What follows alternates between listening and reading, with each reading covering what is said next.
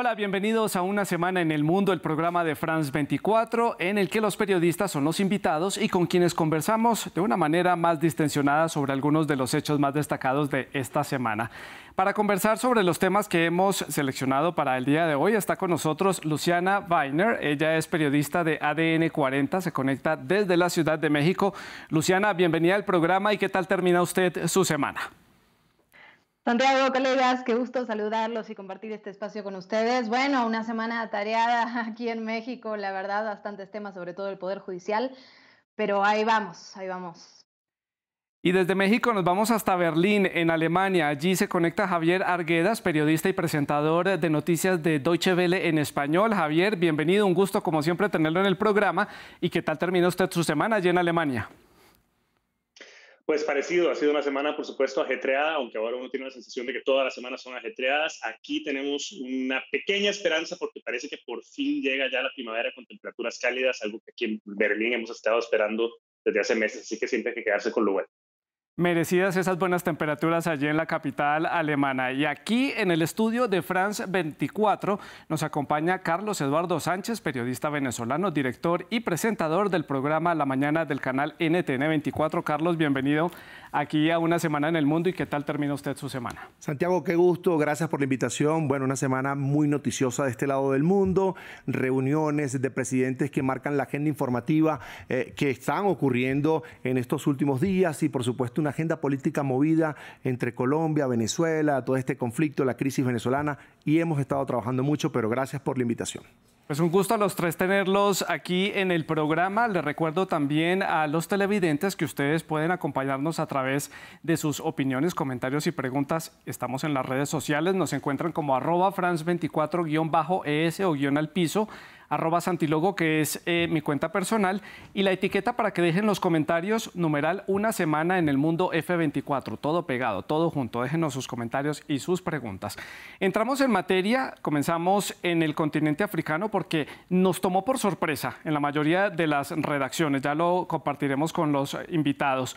Un repentino estallido de violencia en Sudán debido a una disputa por el poder entre un general del ejército y el líder de un grupo paramilitar. Los enfrentamientos en las calles de Jartum han dejado varios fallecidos, también miles de personas han tenido que evacuar esta ciudad. El éxodo de los habitantes de la capital pues cada vez es más marcado con el paso de las horas. El mundo observa con recelo esos intentos por establecer un cese el fuego que no logra prolongarse y temen por el estallido de una nueva crisis en otro punto en el continente africano. Todo por una lucha por un gran motín y por poder. Comienzo entonces dándole la palabra a Luciana. Luciana, bueno, a nosotros acá en France 24 nos tomó un poco por sorpresa este estallido de violencia en Sudán. Perspectivas, opiniones de lo que ha sido esta semana sangrienta, hay que decirlo, en este país africano. Sin lugar a dudas, creo que a todos nos tomó un poco por sorpresa esta escalada tan rápida de la violencia. Ahora bien, sí había varias antecedentes, ¿no? Desde el 2019, cuando se derroca el gobierno de al-Bashir, empieza esta negociación entre dos grupos que finalmente son dos grupos, uno del ejército tradicional, digamos, y el otro un grupo paramilitar. Se firma también este acuerdo para incluir a los paramilitares en el ejército tradicional, pero hay una lucha de poder que viene, digamos, escalando en el nivel de violencia y creo que esta es la consecuencia que estamos viviendo. Ahora bien, me quedo pensando, siento que desde Latinoamérica pocas veces volteamos a ver a África hasta que ocurren cosas de esta magnitud y creo que ahí tendríamos que hacer una autocrítica de lo poco que seguimos lo que pasa en otros lugares del mundo, ¿no? Claro, además que siempre estamos reportando son este tipo de hechos de violencia o malas noticias y no reportamos algunas cosas positivas que suceden en ese continente. Le doy la palabra a Javier en Berlín, sus opiniones sobre este tema. ¿Qué sensación les ha dejado allí en Alemania y en Deutsche Welle esta noticia? Bueno, efectivamente, el caso de Sudán es uno de esos muchos casos en realidad de países que tienen conflictos graves y que rezagamos definitivamente en las redacciones, hay que decirlo, pero también los rezagamos porque los ha rezagado la comunidad internacional. Y yo creo que el ángulo interesante aquí son los esfuerzos de paz apoyados, en este caso principalmente por Estados Unidos, que ahora está en el foco de las críticas una vez más, como en muchas otras ocasiones, haber tenido una visión relativamente ingenua del avance de ese proceso para convertir a Sudán en una democracia. Incluso cuando estaba estallando la violencia, todavía veíamos al gobierno estadounidense hablando de que esta era una oportunidad para lograr una transición democrática, pero la realidad es que nunca hubo una transición democrática civil real en Sudán. Siempre estuvo el país, ha estado controlado por militares que, por lo que estamos viendo en este momento, independientemente de sus fricciones internas, no quieren someterse a un régimen civil. Eso es lo que muchas veces hemos visto como lectura de este conflicto. Esto quiere decir que también para efectos de cómo nosotros hemos dado la cobertura de la noticia, en estos momentos, como suele ser típico, nos enfocamos más en el drama humano, en lo que está implicando esto para los ciudadanos, pero si esto continúa, vamos a ir cada vez más al trasfondo y sobre todo a las implicaciones internacionales que también hay que abordar. Y paso a darle la palabra aquí en el estudio de France 24, Carlos, sus opiniones e impresiones. Yo creo que no solo Estados Unidos fue ingenuo en creer que iba a haber democracia en Sudán. Creo que todos fuimos ingenuos cuando hay un personal militar en disputa o manejando esa transición. Creo que es muy difícil que se dé la democracia. Creo que los casos, no solo en África, sino en el resto del mundo, hablan de que por esa vía no debe ser un militar que además irrumpió de manera violenta en el poder, el que esté hablando de democracia con un gobierno democrático como lo es el gobierno de los Estados Unidos. Ahora, a mí me preocupa mucho la alerta que emite Naciones Unidas. Falta agua, falta alimentos, hay una guerra civil en curso en Sudán y pareciera que no es del interés del resto del mundo, que está viviendo sus propias crisis pequeñas, medianas, pero que debe mirar también a ese continente hermano, a ese continente que a veces se torna muy violento y que pasa por muchas penurias, Santiago. Aquí hay varios paralelos que podemos hacer con la región y con otras esquinas del planeta, y es, como lo decía en la introducción del tema, aquí hay una disputa por un botín, y es esa riqueza mineral, en particular el oro que tiene Sudán, y que es lo que prácticamente se están disputando estos dos frentes, el ejército y este grupo paramilitar. Pero también está en una zona que es bastante complicada a nivel político y a nivel de seguridad. Los países de la región también son un poco inestables y hay muchas disputas. Solo por mencionar alguna, esas discrepancias que hay entre Etiopía, Sudán y Egipto por la presa que va a activar Etiopía en los próximos meses, que reduciría un poco el caudal del río Nilo, y eso afectaría a varios países río abajo, por decirlo de alguna manera.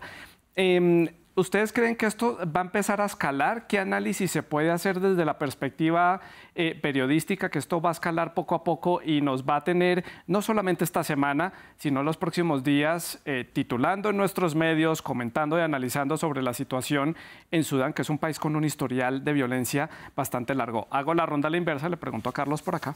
Creo que si un organismo como Naciones Unidas no toma la batuta, pero con acciones contundentes y palpables que se vean como tal, no va a haber ese diálogo, Santiago, por la paz. Creo que esto va a escalar. Se han dado 2 intentos de alto el fuego y han sido interrumpidos porque son fuerzas militares las que están allí en disputa. Recuerda que ambos generales eran quienes habían quedado al mando del país luego del golpe de Estado y no han podido ponerse de acuerdo. Uno reclama que el otro no quiere entregar el poder, que quiere quedarse allí, y la transición, y se ha metido también el componente social. Este general paramilitar dice que él representa las fuerzas desplazadas o los sectores desplazados de Sudán. Es decir, hay una discusión profunda que hay que dar y deben haber actores de paz que ayuden y acompañen a Sudán en este momento. Hay un factor del discurso entre este grupo paramilitar y ese manejo que le está dando a la ciudadanía. Está tratando que la sociedad se ponga del lado de ellos, pero la sociedad ha estado clara en que no quiere militares en el gobierno, quiere una transición democrática. Javier, le estamos dando mucha relevancia a esta parte militar, a este conflicto, y estamos dejando de lado lo que estaba mencionando Carlos. Han empezado a escasear los alimentos, hay un éxodo de la ciudadanía partiendo desde la capital. ¿Esto se va a volver un efecto bola de nieve y vemos una crisis humanitaria a la vuelta de la esquina?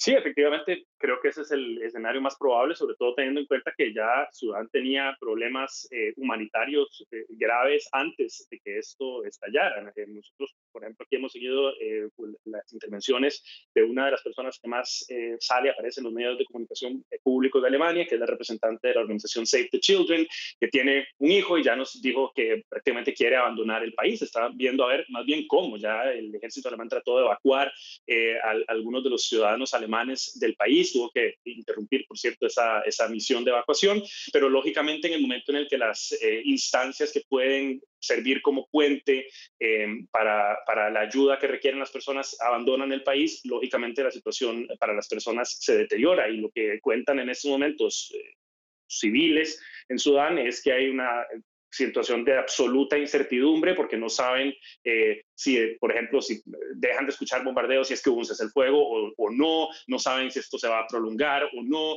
no saben si van a tener electricidad o no.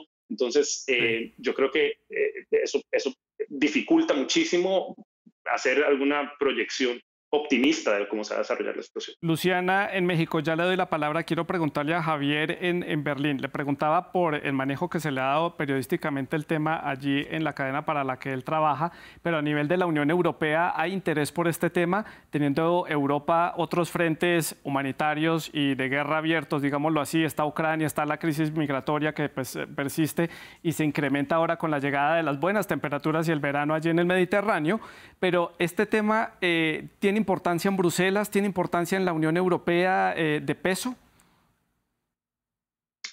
No me quedó claro si era para mí la pregunta. Sí, Javier. Era para mí la pregunta. Ah, bueno, gracias. Bueno, yo diría que por lo menos a nivel de discurso, la Unión Europea hace un llamado a la paz y dice que por supuesto necesita o quiere que la situación se mejore o que cese, por lo menos que cesen las hostilidades lo antes posible, pero la realidad es que las intervenciones anteriores y el rol que ha tenido, en este caso, la Unión Europea en todo el proceso anterior ha demostrado que no es una prioridad para la política de Bruselas. Habría que ver si ahora con esta nueva escalada hay algún esfuerzo mayor, pero lo que ha trascendido hasta ahora es que siempre se ha apostado porque la situación estaba en buen curso, porque las partes estaban poniéndose de acuerdo y porque los esfuerzos por una democracia estaban funcionando. Entonces, cuando la situación tiene esa apariencia de normalidad, pues se reduce el enfoque que se le puede dar. Luciana, para el cierre de este primer tema, su conclusión, su cierre, impresiones de lo que vamos a estar viendo en los próximos días, pongámoslo en muy corto plazo. Yo creo que lo que vamos a ver en los próximos días es, en efecto, un aumento de la violencia. Se ve muy difícil un cese a este conflicto, ya que no hay, digamos, concuerdo en que la única salida tendría que ver con las presiones internacionales, pero también creo que el interés internacional por este tema pues es limitado, ¿no? Incluso, y conectándolo con lo que decías hace unos minutos, la cobertura periodística. Creo que en este momento estamos en el momento de la novedad, donde en todas partes del mundo estamos llevando la parte humanitaria, la parte de los civiles, de los niños, incluso porque las guerras finalmente tienen consecuencias en diferentes campos, consecuencias múltiples y brutales para todo el mundo. Sin embargo, lo que a mí me preocuparía es que si este conflicto se sigue extendiendo, lo que puede llegar a pasar es que la comunidad internacional empiece a centrarse en sus propios problemas o incluso en temas que ocupan más la atención de los medios internacionales con países clave, ¿no? Yo creo que esto es lo que vamos a ver, una transición hacia la democracia. En efecto, me parece que es muy difícil, son dos grupos de poder. De hecho, hablabas del oro hace unos minutos, los paramilitares están financiados justamente por las minas de oro en Sudán. Por otro lado, el ejército tradicional, que todos los ejemplos que tenemos a nivel internacional es que es muy difícil que suelten el poder, es muy difícil la transición hacia la democracia. Entonces, creo que se vienen días, semanas, meses complicados y quizás una guerra civil en curso, ¿no? Y además que la comunidad internacional ya ha dado muestras con algunos ejemplos que puede simplemente olvidar un conflicto pese a que esté activo. Lo digo porque esta semana analizamos la situación en Yemen y si no es porque hay una pequeña luz de esperanza de un posible inicio de diálogo para buscar la paz en Yemen, no estaríamos hablando de ese país en los medios internacionales sobre ese conflicto tan difícil, este puede también llegar a convertirse en un conflicto olvidado si llega a desarrollarse como tal. Esperemos que la situación sea completamente diferente. Vámonos ahora para nuestra región. Traigamos un poco la actualidad informativa a nuestro continente, un poco más cerca de nuestra realidad, y eso nos lleva a hablar del canciller ruso, Sergei Lavrov, que estuvo esta semana de visita por América Latina. Países como Brasil, Venezuela, Nicaragua y Cuba estuvieron en su agenda. Una gira que promete o prometía establecer apoyos, reforzar las relaciones bilaterales con estos países con los que son tal vez los mejores aliados de Rusia en América Latina. Pero, ¿qué recibe Rusia a cambio? ¿Qué tan fructífera fue esa gira? Le pregunto a Carlos aquí en el estudio. Yo lo veo como la reafirmación o ratificación de una relación que es simbiótica. Un régimen como el de Rusia o un gobierno como el de Rusia, que está agrediendo a un país en este momento que es Ucrania, que está planteando una guerra de agresión, así lo ha definido la Organización de las Naciones Unidas, está diciéndole de alguna manera a su contradictor, que es Estados Unidos, otra potencia de Occidente, una potencia mundial: hey, estoy bien con mis aliados desde otra parte del mundo, desde donde también te puedo enfrentar. ¿Por qué? Porque estos regímenes, bueno, hay un caso especial. Brasil es un caso especial. Se reúne también el canciller Lavrov con el canciller de Brasil, con el gobierno de Brasil, con el presidente, que es un gobierno democrático que ganó Lula da Silva por la vía democrática, pero hay casos especiales, Nicaragua, Cuba y Venezuela, en donde se reúne el canciller Lavrov con representantes de regímenes que, de alguna manera, tratan de distraer la atención o desviarla cuando en sus patios están pasando cosas muy graves, sus fechorías internas, y le dice también a ese contradictor, Estados Unidos, que se comporta como el policía del mundo: oye, tengo el apoyo de una potencia económica, militar, con poder de veto en el Consejo de Seguridad de Naciones Unidas como Rusia, que me vino a visitar. Y eso entonces, Carlos, ¿sí genera miedo en Washington? ¿Preocupa en Washington esta gira de Lavrov? Yo creo que no, pero genera preocupación, Santiago, por el tono del discurso que se puedan asumir, por ejemplo, desde Nicaragua, donde se están violando los derechos humanos, donde está prometiendo Daniel Ortega enviarle más presos políticos. Con esa etiqueta se los pone a Estados Unidos. ¿Quiere más presos políticos? Yo se los envío. ¿Qué es eso?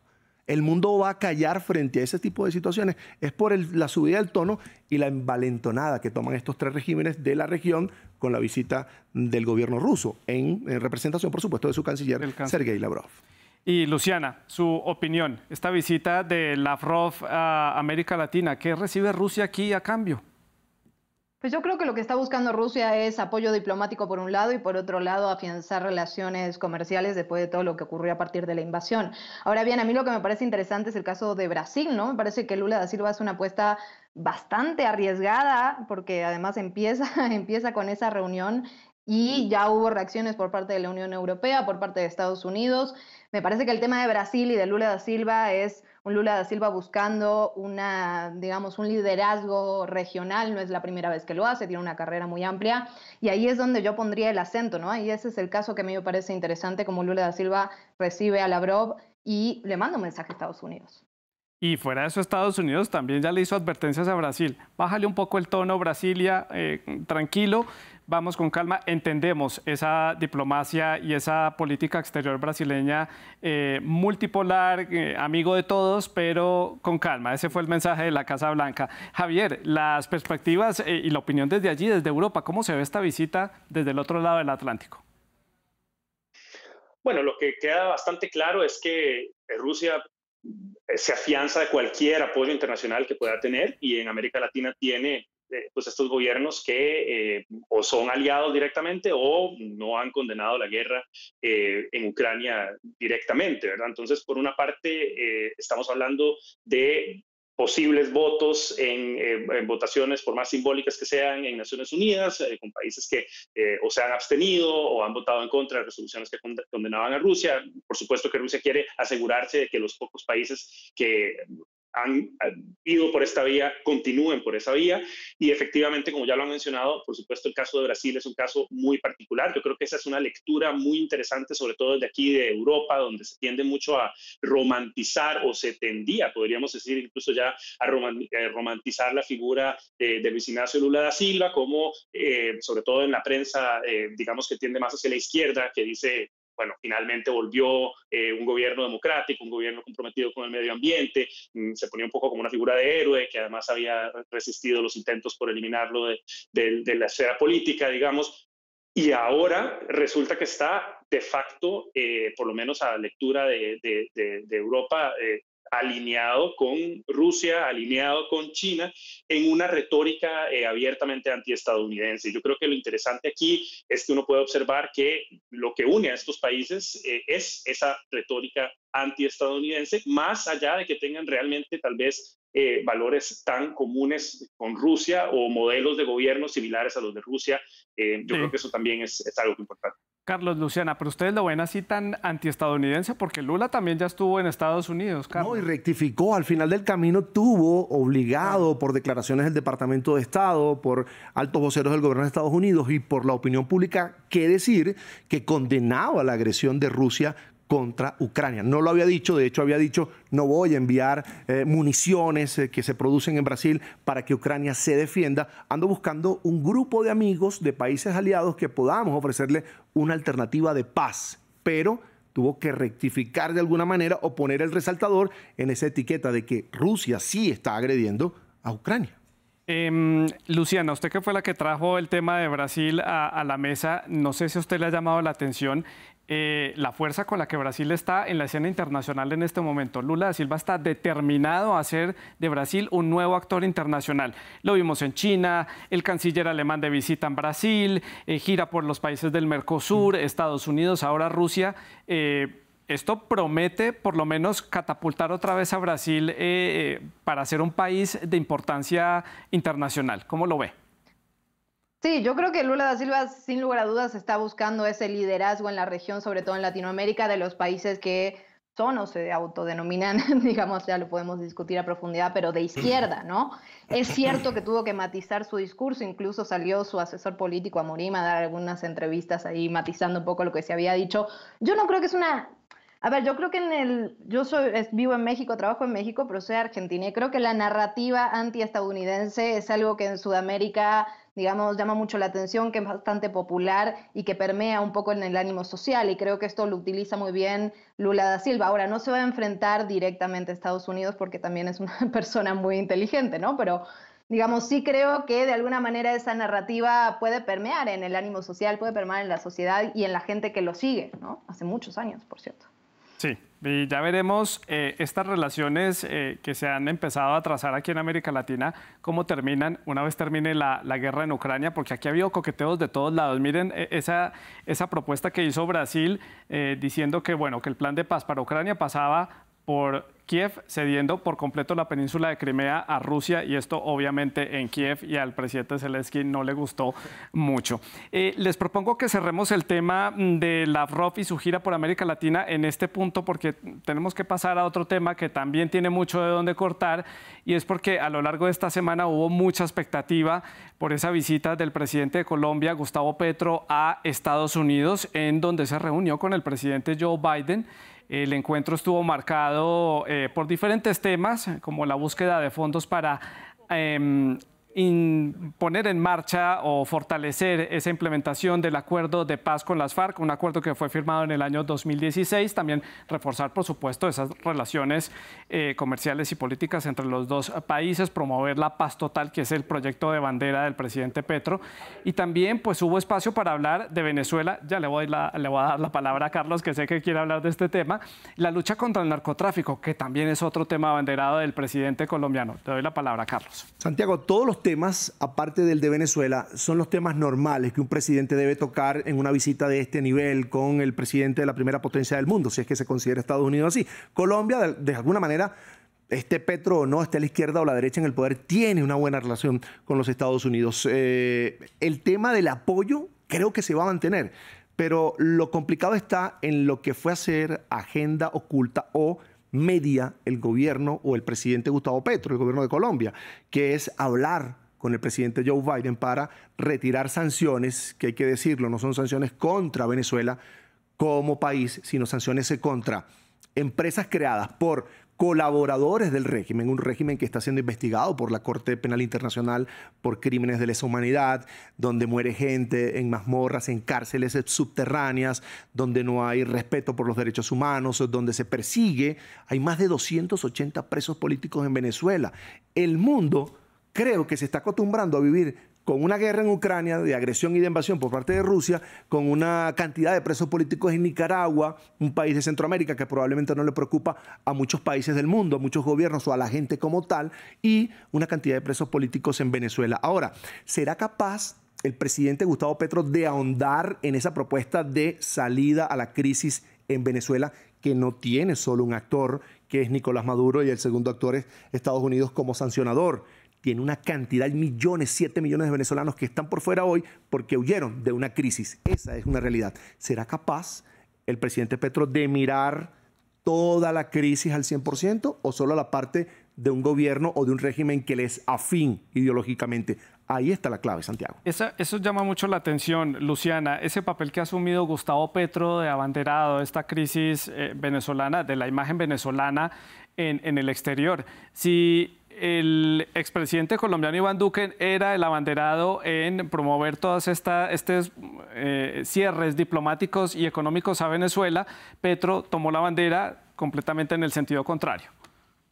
Sí, qué bueno que lo mencionan. Me parece que eso es clave, ¿no? De marcarse de todo lo que hizo Iván Duque, que por cierto pues no le fue muy bien, y creo que por otro lado también, y relacionado un poco a lo que estábamos hablando, así como Lula da Silva parece querer desmarcarse de todo lo que hace el resto de Latinoamérica, Petro yo siento que lo que intenta hacer es ganarse esa medalla. Si logra algún avance en el conflicto con Venezuela, se va a llevar, digamos, parte de ese reconocimiento y parte de ese liderazgo. Incluso quería llevarse las mesas de negociaciones que estaban planteadas para México justamente hacia Colombia. Ustedes, digamos, lo tendrán mucho más claro el tema, Carlos, Santiago, pero y yo ahí sí creo que, digamos, hay una parte de polémica, pero yo sí estoy de acuerdo en que muchas veces las sanciones, la historia nos ha demostrado que no funcionan. Entonces, con este discurso, digamos, Petro se ha llevado la bandera del conflicto de Venezuela.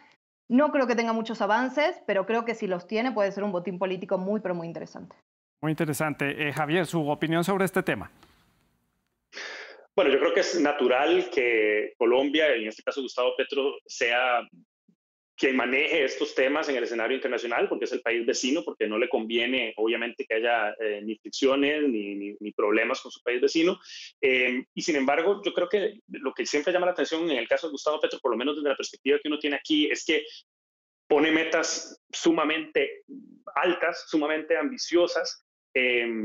Va a haber una paz total, va a haber 0 sanciones para Venezuela, pero sí democracia, vamos a cambiar la forma de combatir el narcotráfico, ¿verdad? O sea, todos estos temas importantes que hay en las agendas, digamos, los presenta con una visión probablemente deseable, pero sumamente ambiciosa y difícil de alcanzar.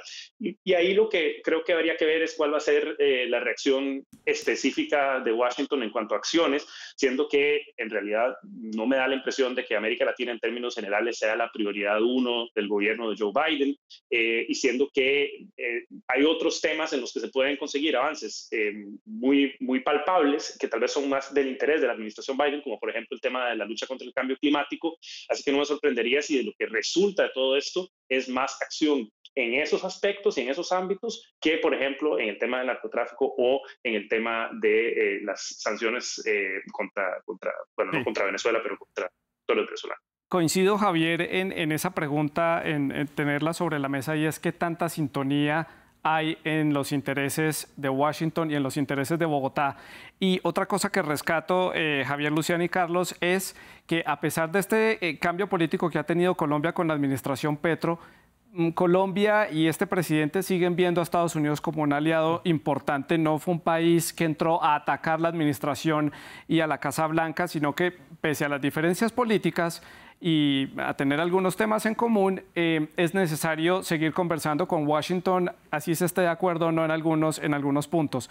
Pese a que, como dice Javier, América Latina no es la prioridad para el gobierno de Biden. Para el cierre de este tema, entonces, Carlos, pues en esta línea, no es una prioridad. Entonces, tanto lobby del gobierno colombiano, tantas críticas que le hizo Petro al gobierno de Estados Unidos, pero a la Casa Blanca también quiso ir a tomarse la foto con el presidente Biden. Bueno, porque lo decía Luciana, quiere de alguna manera tener una medalla de liderazgo en lo político y hay que dársela si se logra, por ejemplo, que en Venezuela las elecciones del 2024, anunciadas ya por el CNE, cuestionado por los sectores políticos de oposición en Venezuela, se van a dar elecciones presidenciales. Si esas elecciones tienen una observación internacional independiente, porque es que las elecciones en Venezuela, lo que el régimen vende como elecciones, como comicios, tienen observación amañada, observación del bolsillo o del bolso de quien está en el poder, que es Nicolás Maduro, el Partido Socialista Unido de Venezuela. Si eso lo logra Gustavo Petro, sí, y si Maduro reconoce que hay una buena porción de los venezolanos que no está de acuerdo con su plan político y que pudiera salir del poder y los militares lo aceptan, Gustavo Petro va a ser el gran ganador. Eso que no hizo Chávez en la región, lo va a ganar Gustavo Petro porque es un presidente legítimo. Lo veremos en el desarrollo, bueno, después de esta visita a Washington, las repercusiones que esto tendrá en las próximas semanas. Pasamos al bloque final del programa y pasamos a consultarle a nuestros invitados por un comentario sobre algún tema específico de la actualidad.